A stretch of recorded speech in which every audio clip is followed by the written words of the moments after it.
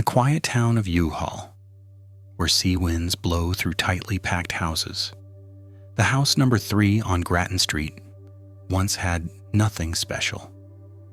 Small old white paint, narrow windows. It resembled hundreds of others around the Cork coast. But in October 2023, that house became the center of one of the most haunting cases Ireland had ever witnessed. When the forensic team's drill stopped near midnight, a differently colored concrete section was separated. Under the damp soil was a black nylon bag, rolled tight. Inside, a hand appeared. That was Tina Satchwell, the woman Ireland had searched for over 6.5 years. And what made the whole country shudder was that for those 6 years, her husband had lived right above, stepping up and down the stairs, concealing the body, crying, begging her to return on television and affirming, "I'm innocent." From March 2017 to October 2023, Richard Satchwell had played the role of a miserable man to perfection. He cried when mentioning his wife, answered every reporter's question, hugged her pets and said, "They miss you so much, Tina." He became a symbol of fidelity in the public's eyes, until the police hammer broke that concrete layer and revealed the truth. His missing wife had never left that house. She just lay still right under his feet to understand why a man could conceal his wife's body for over 2,000 days. We must go back to where it all began. Not U-Haul, but Leicester, England, over 3 decades ago. Leicester, 1989. A small pub, cigarette smoke swirling around yellow lights. A 17-year-old Irish girl, blonde hair, blue eyes, bright smile, Tina Dingovan. A 22-year-old guy, truck driver, quiet, somewhat awkward, Richard Satchwell. He saw her, then said to his friend, "I'll marry her." And he did. 2 years later, on November 30th, 1991, Tina's 20th birthday, they got married in Oldham. From the outside, it was a beautiful love, the radiant Irish girl and the silent English man. But behind, something began to go wrong. Richard's family opposed fiercely, saying he had to choose them or that Irish girl. He chose Tina, and from then, cut off contact with all relatives. A decision seemed like for love, but actually the first brick for the isolation he would build around her for the next 30 years. The following years, they moved to live in Ireland, in Fermoy, County Cork. Richard always said he adored Tina. He drew bathwater for her every night, applied lotion, did pedicures, washed clothes, prepared breakfast. He called that love. But according to Tina's half-sister Lorraine Howard, it was possession.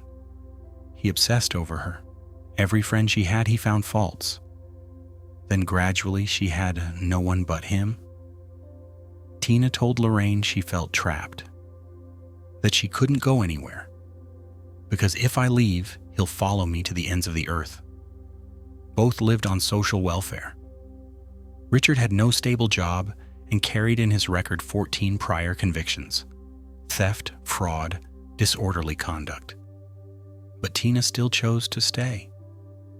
Perhaps somewhere in her heart, she still believed in the old love, in the man who had abandoned his entire family to marry her. Fermoy, 2016. After over 20 years, they sold the old house, moved to the seaside town U-Haul, bought house number 3 on Grattan Street for €52,000. Richard said it was a new start, but for Tina, it was the final wall. In Fermoy, she had friends, neighbors, a loving community. In U-Haul, no one knew who she was. She hardly ever went anywhere alone. When neighbors saw her, Richard was always beside, standing behind, silent. One neighbor said later, I never saw her laugh loudly. She always smiled lightly as if afraid someone was watching. Tina loved animals. She had 2 Chihuahua dogs, Ruby and Heidi, and a parrot named Valentine. She said they were the children I didn't have. She loved them like family, and neighbors still saw her talking to them on the porch in cold, windy afternoons. She liked fashion. Upstairs in her house, hung full of clothes, hundreds of outfits, some still with price tags. She shopped, wore, then sold again at the Carrick-2 Hill car boot sale, where she felt most free. She once told a friend, "Going there is when I get to be myself." But gradually Richard began going with her. He stood beside, watched, listened to every word she said. Tina appeared less, then stopped altogether. Life in house number 3 gradually became a repeating chain of days. Morning, Tina made tea, fed dogs. Afternoon, Richard watched TV. She sat by the window. Evening. They didn't argue, but also didn't talk much. Silence, thick. As if that house had learned to swallow all sounds. Friends said Tina once had a very beautiful smile. But a few months before disappearing, that smile changed. Tight, short, as if she only smiled for show. The family doctor described her as cheerful, friendly, no signs of mental illness. But something had gradually turned off in her. Like a small lamp someone covered with hand. Not enough wind to flare up. Not enough light to extinguish completely. And then, to spring 2017. March 19th, Tina and Richard went to Carrick-2 Hill car boot sale as usual. She bought a black jacket, a dress, and perfume. Her friend joked, "You dress up so nice, must have someone new." Tina laughed, said, "No, I only have one man, one only." That was the last words people heard her say. Sunday, March 19th, 2017. A peaceful morning. County Cork, sky clear blue. Winds from Youghal Sea blowing in gentle like breath. Tina Satchwell, 45 years old, woke early as usual. She brushed hair, wore favorite dress, and fed 2 dogs, Ruby and Heidi, breakfast. That day, she and Richard planned to go to Carrick-2 Hill car boot sale, where she always felt happy. Tina was in good mood. She bought a black jacket, a new dress, and perfume. Her friend, John Keoghan, joked, "You dress so nice, must have someone special, huh?" Tina laughed, voice light like wind. "I only have one man, just one." No one knew that was the last sentence people heard her say. Monday morning, March 20th, 2017, Richard recounted that he made breakfast for Tina. Tea, toast, and fruit yogurt that he always proud was special. According to him, Tina asked him to drive to Aldi in Dungarvan, about 30 kilometers from home, to buy fish and food for their parrot. He left home at 10 a.m., returned at midday, and as he said, Tina had disappeared. He said she took away 2 suitcases and 26,000 euros cash stored in the attic. She left no letter, no message. Richard waited 4 days before reporting police. Instead of going to Garda station near home in Youghal, he drove 43 kilometers to the station in Fermoy, where they once lived. When reporting, he was strangely calm. One officer remembered. He spoke very clearly, no emotion, no panic, as if telling someone else's story. He affirmed Tina had left because needed time for herself. He said she had mental issues after her brother suicided in 2012. The story sounded reasonable until Tina's family and doctor completely denied. The initial search proceeded slowly. Garda saw no signs of crime, so the case was considered person voluntarily left home. Richard returned, continued living alone in that small house. Just 10 days after wife missing, he texted Tina's cousin, Sarah Howard, asking, "Sarah, do you want my large freezer?" One day later, he advertised selling the freezer online, free for whoever came to take. The following month, he began selling Tina's things at car boot sales, the places she loved most. Dresses, handbags, shoes, even the Dr. Martens boots she once wore. To neighbors, he said Tina had gone to England for treatment, that she had severe pneumonia, or hiding to find herself. Each time a different story, but at the same time he began appearing on television. Throughout 2017, Richard did at least 14 interviews: RTE Crime Call, TV3 News, Ireland AM, Cork's Red FM. He spoke with trembling voice, occasionally wiping tears, begging Tina to return. On RTA Crime Call, July 2017, he looked straight into the camera. "Tina, come home. No one is angry with you. The pets miss you. I can't live not knowing where you are. Just call Garda. Say you're okay. I beg you." People across Ireland were moved. He became the most faithful husband in the country. But after each beg, he returned to the small house, stepped up those stairs, where Tina's body lay right below. 2017 passed without clues. Garda had searched the house in June, just 3 months after Tina disappeared. They were there for 12 hours, photographed every corner, used luminol chemicals to find blood traces, but found nothing. They didn't break the stairs, didn't use sniffer dogs, didn't suspect that area. They seized Richard's laptop and phone, then put them in evidence storage, without analysis. The case fell into deadlock. Richard continued living in that house. He said still believed wife alive. He cared for her 2 dogs, still went to car boot sales, still answered press. He had lived right on his wife's grave. 2018, Garda reopened the search.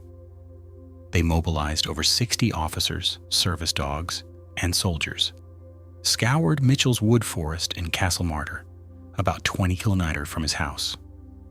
Found nothing. Thus, year after year, dozens of investigation directions opened, then closed. There were over 60 sightings reports of Tina in Ireland, England, even Spain. All wrong. August 2021, the case was reassigned to a new female commander, Superintendent Anne-Marie Toomey. She started over, reviewed over 400 investigation lines, 170 statements, 100 hours CCTV, and for the first time, her team checked the electronic devices seized in 2017. On Richard's laptop, on the night of March 24th, 2017, exactly the day he reported wife missing, there was a search. Quicklime reaction with water. Quicklime is a substance used to decompose bodies and eliminate odors. He watched that video twice. At the same time, phone location data showed he never left U-Haul that morning. Contrary to statement, went to Dungarvan buy fish. CCTV at local post office recorded him appearing 11:10 a.m., right when he said he was 30 kilometers away. Everything began collapsing. The lies no longer matched the data. Toomey presented the file to Dr. Niamh McCullough, Ireland's leading forensic archaeologist. She reread all photos of the house from 2017. The red brick wall under the stairs looked like built by someone who didn't know how to build. A new plasterboard unpainted, a section of concrete floor different color.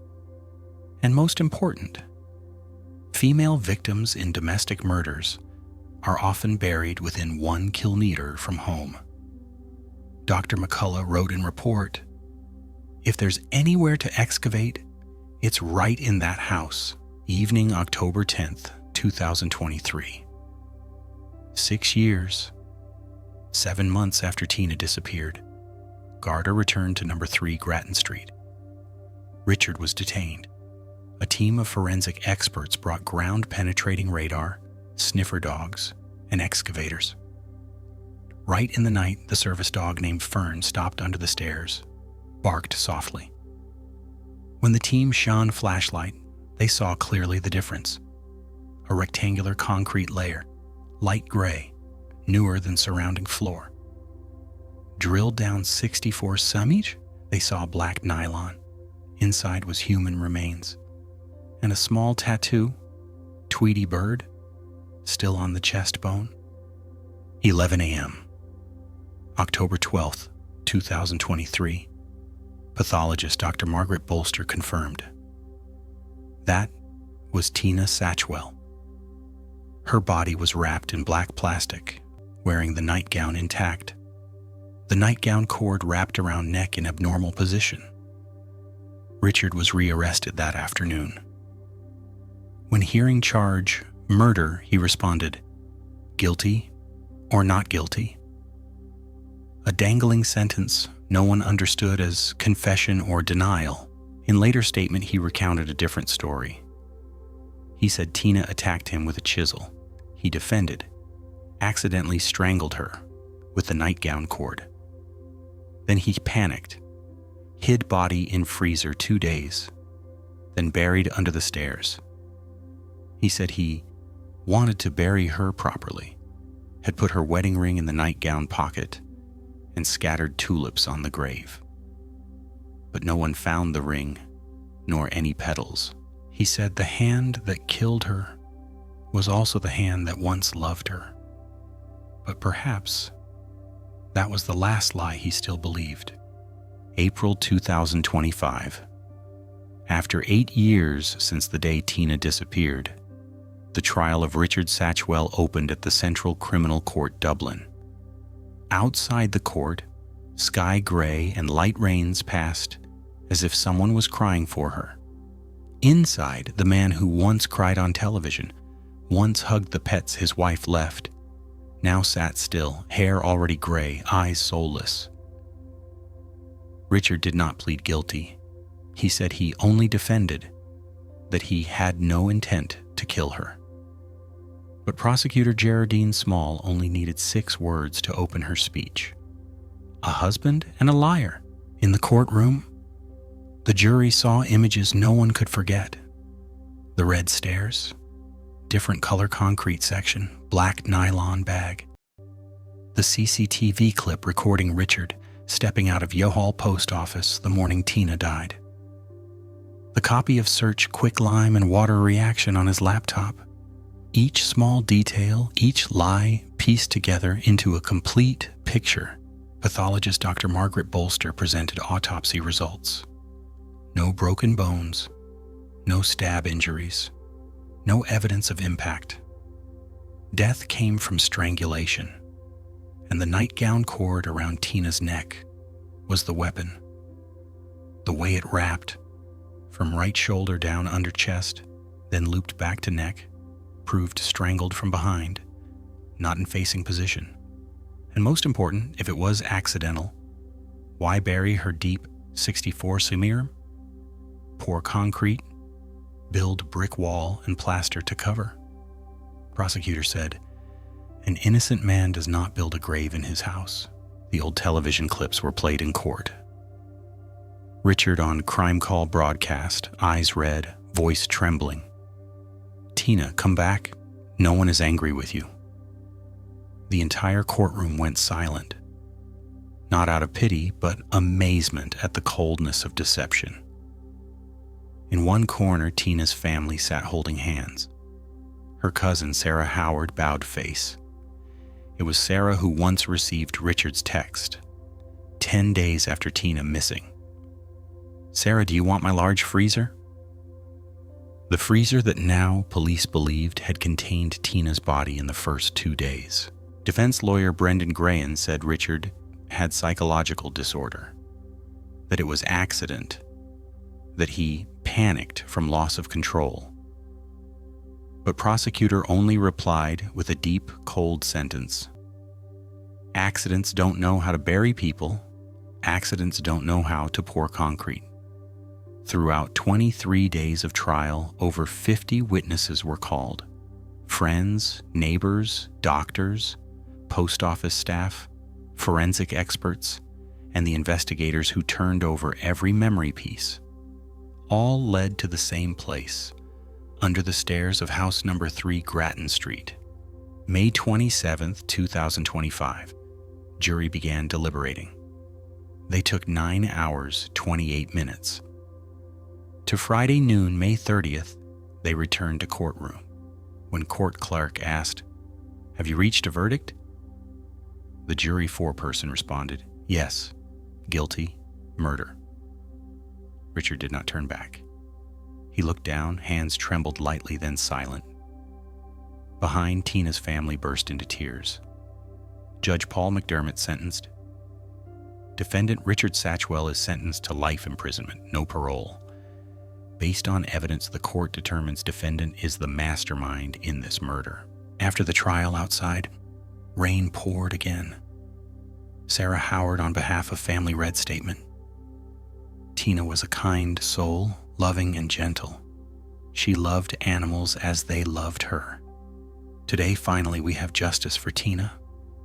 Short sentence, but made all Ireland silent. Because everyone understood justice never truly soothes loss. It only allows those left behind to start learning how to return to peace. After sentence pronounced, police handed Tina's remains to family. U-Haul people organized a prayer session by the sea.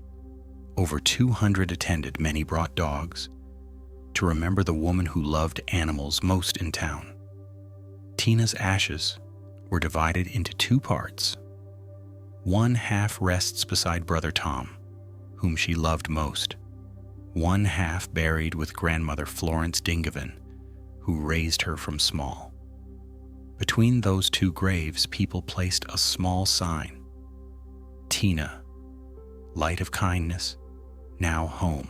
In Garda Cork's storage room, Superintendent Anne-Marie Toomey quietly closed the thick file.